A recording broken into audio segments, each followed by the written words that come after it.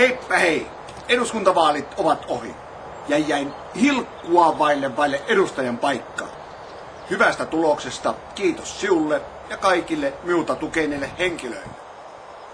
4 vuoden kuluttua uudestaan, mutta sitä ennen on kunnallisvaalit syksyllä 2008. Senpä vuoksi kutsun sinut mukaan kristillisdemokraatteihin.